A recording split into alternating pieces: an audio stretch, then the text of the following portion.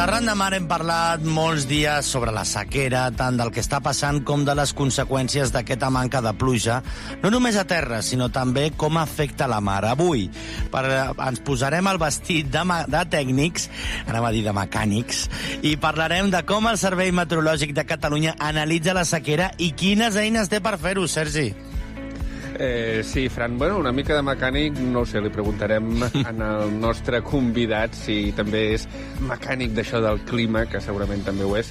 Tenim un conegut al programa, com molt bé has dit, quan truquem, quan el clima se surt una miqueta més de mare. Ell és en Marc Prohom, és el cap de climatologia del Servei Meteorològic de Catalunya. Molt benvingut, Marc. Hola, bona tarda. Gràcies. Ja t'agrada això de mecànic del clima? Home, sí. Per dades meteorològiques entenem cargols i planxes de cotxe, doncs sí, realment és com ser un mecànic. Aviam, anem a la situació. Portem molts dies i mesos parlant de la sequera, després parlarem de la situació actual, però ara ens interessa saber quines són les eines que empreu el servei per quantificar, avaluar aquests períodes secs. Hem sentit a parlar a través de mapes a mitjans de comunicació, també a la vostra web, de l'índex de precipitació estàndard. Aquesta és la senyal principal en temes de sequera? Sí, mira, aquest indicador, que com bé dius és l'índex de precipitació estàndard, és un indicador que s'utilitza a escala global. Això fa que es pugui comparar els registres que utilitzem o obtenim a Catalunya amb els que es puguin, per exemple, utilitzar o calcular a Califòrnia. Però això és un indicador molt valuós, molt robust i que permet aquesta comparació.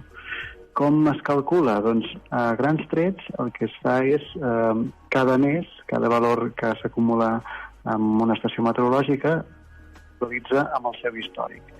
I sobretot per finestres temporals, és a dir, s'agafen 6 mesos, 12 mesos, 24 mesos, en funció del tipus d'estudi que es vulgui fer, i sobre aquesta base es va analitzant quin dèficit de pluviometria hi ha. I d'aquí es poden fer estudis més valuosos de quin estat de gravetat té la sequera. Precisament els mapes aquests de l'índex de precipitació estàndard és el que ens diuen que ara mateix estem molt fotuts, no? Sí. Portem pràcticament més de 2 anys en què els tons vermells, en què representen els valors més negatius d'aquest indicador, es van extenent pel territori. La imatge és per aquests 24 mesos, aquests darrers 2 anys, és d'índex per sota de 3 negatius, que això és una sequera molt severa, cobrint bona part del nord-est del país, tot el que és la depressió prelitoral, tot el que és la zona de les Guilleries, Collsacabres, extenent-se cap al Baix Empordà i tota la costa central, està en aquestes condicions de sequera molt severa i mica en mica també es va extenent cap a llocs de Ponent que fins fa pocs mesos encara se'n salvaven. Per tant, estem davant d'una sequera de primera categoria. Clar, sequera en aquestes finestres temporals que tu ens has dit, que permet l'índex de precipitació estàndard 2-3 anys enrere, però per comparar el període d'ara amb períodes passats, aquí sí que hem d'anar a la llibreta de dades, no? Sí. Clar, aquest indicador el que ens permet és anar tirant enrere en el temps a partir d'una mateixa xarxa de pluviòmetres, no? I el que pots veure és si la sequera que tenim actualment és excepcional o no, i el que estem veient és que encara la del 2008 encara és més severa perquè va afectar uns sectors més amplis, però el que està caracteritzant aquesta sequera que estem patint és que és molt persistent. És a dir, portem molts mesos en què tenim dèficits de precipitació, no estem tenint cap mes pràcticament amb un superàvit. Ara, el mes de maig apunta que sí que el tindrem, però pràcticament hem tingut tots els mesos en què la precipitació està per sota de la mitjana. Això fa que aquest caràcter de persistència faci d'aquest episodi especialment noticiable, no? Un dia entrevistàvem aquí al programa el teu company, el Mariano Barrientos, i ens deia que aquest segle XX estàvem molt ben acostumats a les sequeres, que si precisament tirem un xic enrere amb aquestes dades, sobretot segle XIX, ens trobàvem amb episodis molt més complicats.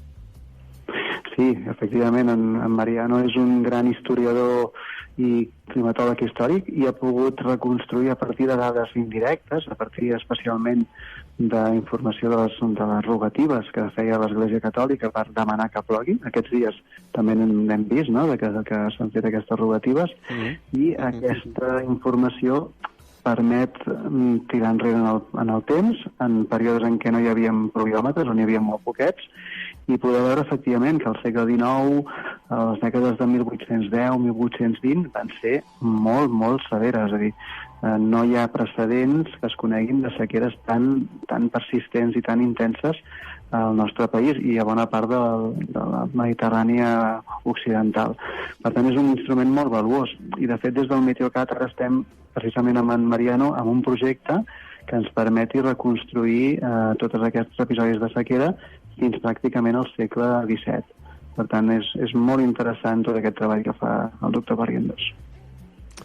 I clar, parlem de sequeres aquí en el clima mediterrani, com acabes de dir, sequeres recurrents, fins i tot algunes més intenses de les que hem tingut actualment, però clar, potser entre el valor afegit del canvi climàtic i el valor afegit que cada cop som més, gastem més i gestionem potser un pitjor un recurs com és l'aigua, es fa més difícil, no?, d'avaluar també per part vostra cada cop més les sequeres. Sí, efectivament, com dius, l'aigua cada cop té un valor més alt, no? Hi ha més usuaris que fa. Tenim molta més població ara que no pas al segle XIX, moltíssima més, i per tant la pressió sobre aquest recurs és més gran. Amb el context del canvi, si analitzem exclusivament la precipitació que s'espera que caigui en els propers anys, doncs sí que hi ha una lleugera tendència que vagi disminuint el total de precipitació. Especialment si ens anem cap a finals del segle XXI, això seria més clar.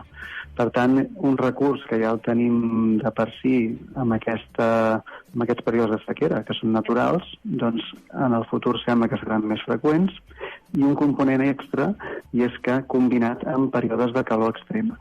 Això fa que la pèrdua per evaporació sigui molt més gran, els vegetals, boscos, doncs pateixen més perquè tenen menys disponibilitat i perden més aigua per calor, per evapotranspiració, i per tant estem d'un context una mica una tempesta perfecta perquè realment estiguem davant d'un panorama complicat per tot el que és els vegetals.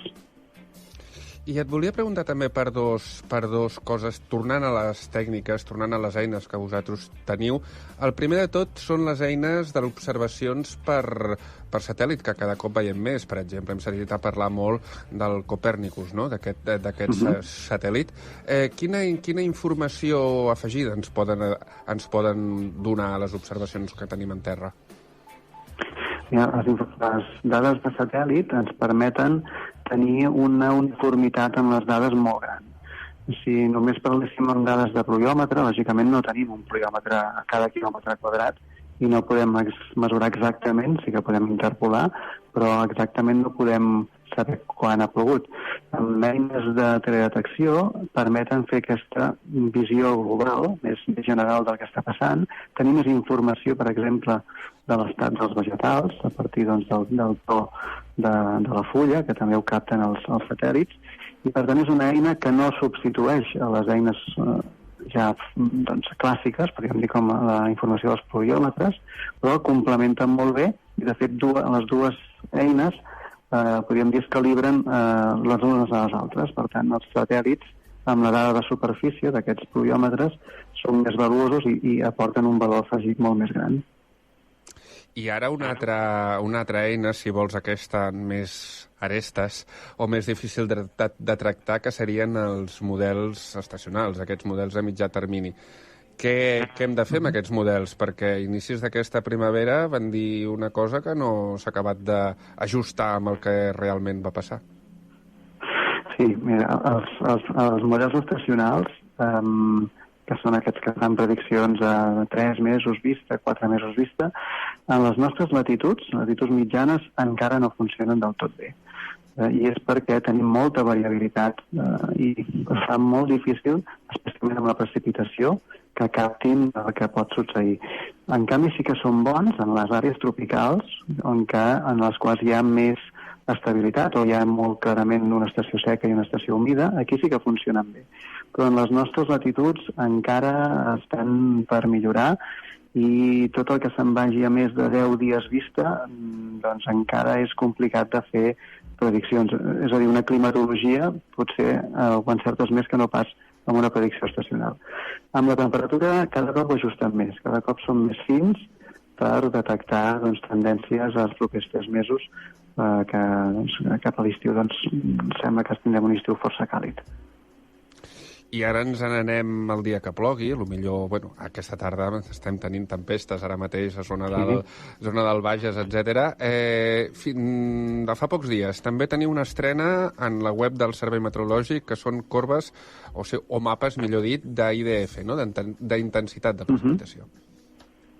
Sí, aquesta eina és molt important per dissenyar estructures hidràuliques, com per exemple preses o canonades hidràuliques, perquè el que et dona informació és de quina intensitat pots esperar, quina intensitat màxima es pot esperar en un lloc concret, això és cada quilòmetre, aquests mapes, i per diferents durades, és a dir, pot ser el que plou amb 15 minuts, amb 30 minuts, amb 40 minuts, i a tot això, amb quin període de retorn es pot esperar aquella intensitat. No? Es pot calcular amb 10 anys, 50 anys, 500 anys.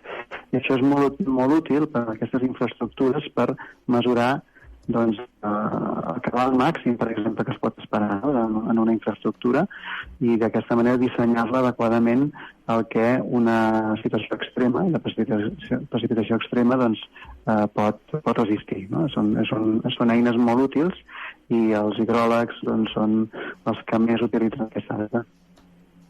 I ara, per anar acabant, Marc, et faré una mica la pregunta del milió, la que em fan també aquí al carrer quan vaig.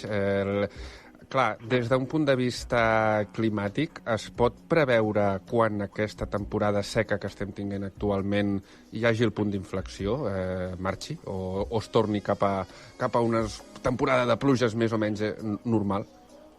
A veure, la situació actual, com ja heu vist, s'ha fet un tomb, o sigui, portàvem molts mesos en una situació molt estancada en què pràcticament no passaven ni fronts esquifits. Ara sembla que sí que ha fet un tomb, però ens acostem cap a l'estiu, que és l'època de l'any més seca, pràcticament a tot el país. Per tant, en els propers mesos no és d'esperar que podem revertir aquesta situació. A la tardor tenim esperances que, com que estem encetant un fenomen que es diu El Niño, no? Que és un fenomen global i que té afectacions a tots els climes del món, les condicions del Niño, en el nostre sector, la tardor és més plujosa del normal. Per tant, tenim l'esperança que de cara a la tardor podem almenys revertir en bona part aquest dèficit que tenim i ja puguem omplir pantans i no patir tant per aquest subministrament d'aigua, no? que ara estem perillant, i malauradament durant aquest estiu, bàsicament perquè a l'estiu no hi plou, doncs tindrem encara un període complicat. Doncs, Marc, ho deixem aquí. Moltíssimes gràcies per estar un cop més aquí amb nosaltres a l'Arran de Mar, i bé, esperem que les esperances que ens has donat aquí al final de l'entrevista es facin realitat dintre de poc. Moltes gràcies a vosaltres.